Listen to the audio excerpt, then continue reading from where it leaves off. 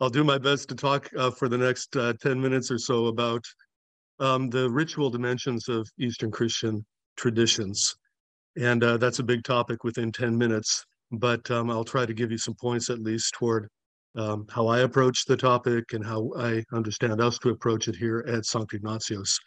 Just a word about myself.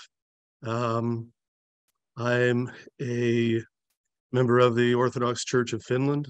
I did my doctoral work at the University of Notre Dame in liturgical studies, focused on early Christian liturgy and early Christian history. I have a degree in comparative religion from Harvard, and then I studied Syriac literature and language at Oxford for a while as well.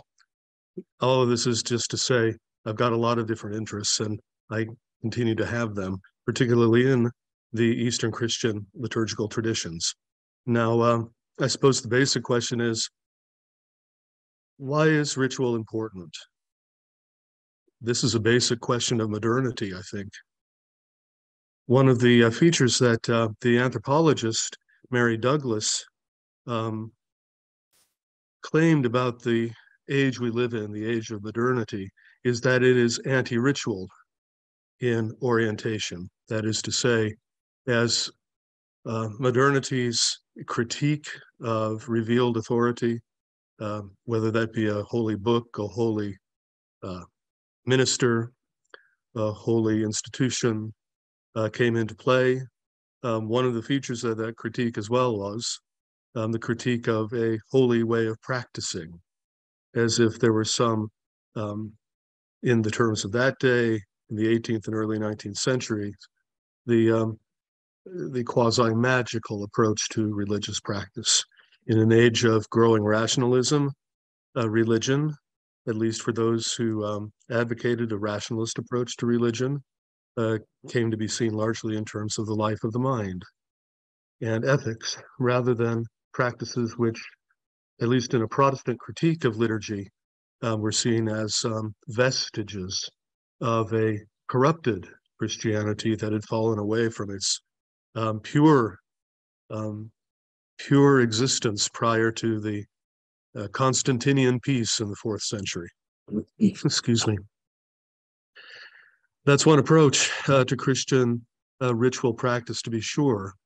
However, that's been largely discredited in the past 75, 80 years, as scholars have seen, rather, that ritual practice itself is far more than simply a manifestation of superstition, but rather ritual practice, however one wishes to define it. And actually, ritual is a difficult phenomenon to define. If you look at the literature, you see about as many different definitions of ritual as there are ritual scholars. But in all cases, they stress the importance of ritual practice to human society, to the human individual, and ways of approaching the relationships between the person, the created order, or the natural order, and whatever they consider to be transcendent or beyond themselves or deeply within themselves. I've actually, I want to quote just briefly one definition of ritual, which comes from the great scholar of ritual, Catherine Bell, who died far too young. And if I can just read this really quickly, I'm just going to read it rather than put it up on the screen. Bell, who died in 2018, and whose books are extremely important to anyone who's interested in the subject of ritual. She noted in one place, and this is in an article she wrote on ritual for the Blackwell Companion to the Study of Religion. She says, ritual has been described as an encounter between imagination and memory, translated into the physical acts of the body. And I just want to read that again. An encounter between imagination and memory, translated into the physical acts of the body. And I think what this definition does is it emphasizes the role of not only the historical memory of a community, it's the history of the community, its ritual memory in terms of its relationship to its sacred writings, to its sacred history, but also the role of the relationship between that history and imagination. That is to say, not in the sense of something made up, but rather in the sense of the human faculty to use heart and mind to embrace what any given religious tradition says is true about the world, about human beings, about God, and to manifest that encounter in actual practices. That is to say, how our bodies do things in the world in a way that manifests that relationship between tradition and imagination, if you will, or history and memory and imagination. Different Christian traditions have different approaches to the issue of their ritual life. All Christian traditions have a ritual life. It's important to say this at the outset, because even in those traditions that are most vehemently opposed to a text-based ritual practice, there's still a ritual structure. You can look at it, you can analyze it, you can tease out its theological, ethical, anthropological implications. For Eastern Christian traditions, this ritual life is extremely rich and all-embracing in terms of a believer's life, so that one has not only, the Sunday service, as many Christian traditions have, but also services for other occasions, the marking of sacred time, the negotiation of life cycle events like birth, marriage, illness, and death. So Eastern Christian traditions in their ritual lives have classically embraced the human experience, if you will, in an all-encompassing way.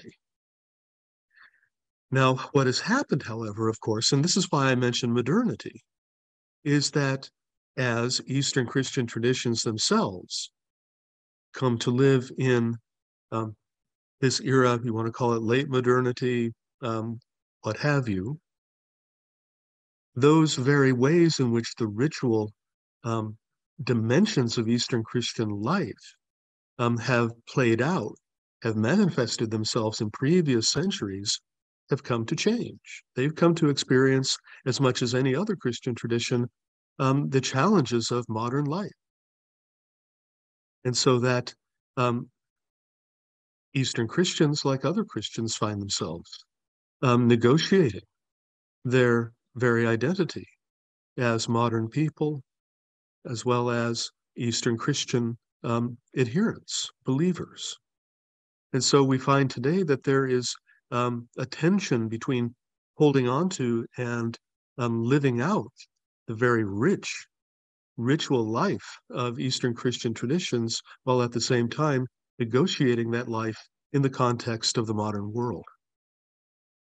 And this is a task that the Eastern Christian traditions themselves recognize and wrestle with, as do all Christian traditions.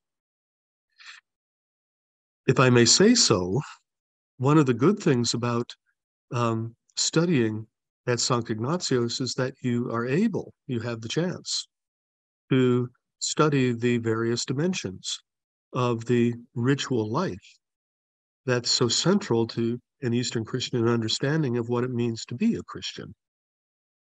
Everything from the Sunday service itself, the ritual meal of the Eucharist, or Holy Communion, or the Divine Liturgy, or the Qurbana, or the various names that we have for or Kadase, for this rite, that ritual meal together, to the ritual bath that initiates one into the church, baptism, with everything else that it includes, from preparation through the water bath itself to being anointed, to receiving the meal of the Eucharist, the body and blood of Christ, as Eastern Christians understand it. Liturgies of confessing sin, of marriage, of burial, of anointing when you're sick, of confessing and getting forgiveness. All of these are living realities in Eastern Christian churches. And again, we have courses that address all of these.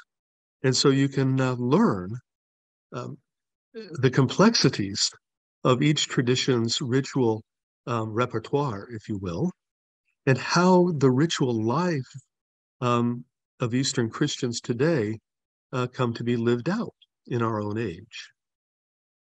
And so, this is really not a topic that's amenable to words so much as it is to images and music.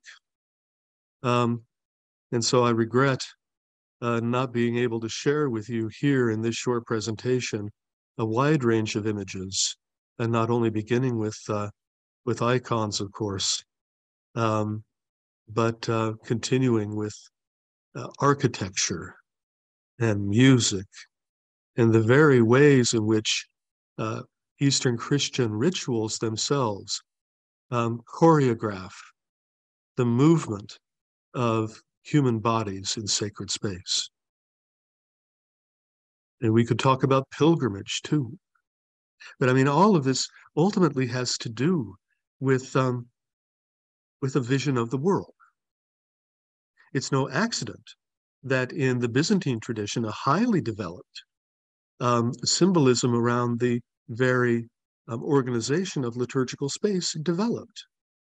Certainly before iconoclasm, but even after as well, in which the Byzantine temple comes to be seen as a microcosm of the universe. It's no surprise. This is true for other Eastern Christian traditions as well. The human person, the liturgical person, is understood, to be a microcosm in and of herself or himself. The way in which we relate to God in liturgy, Eastern Christians, broadly speaking, understand as a image of how we relate to the created world and to other people.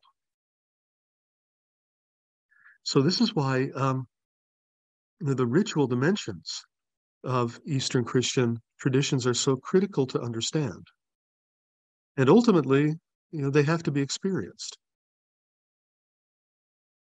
Now, as somebody who teaches Eastern Christian liturgical traditions here, I face a challenge in that our teaching is rightly and properly online for anyone who wants it. At the same time, the question of how we get people to experience the different liturgical traditions that make up the student body and faculty of St. Ignatius and the Department of Eastern Christian Studies, that's a challenge. You can do that, of course, with YouTube videos and recordings and so forth, but there's nothing like actually participating in person in a service. And of course, that raises questions about, how one acts if you're not a member of that tradition and so forth. But that's all part of it. That's what it takes to learn. As a famous book puts it, how to be a perfect stranger. To learn how to learn what it means to be in somebody else's house. So these are the things that we try to learn here at St. Ignatius. And I invite you warmly to come and learn about these traditions. And I could say it's an enriching thing and one that will increase your understanding, I think, not only of Eastern Christian traditions, but also any tradition to which you might belong. Thank you very much.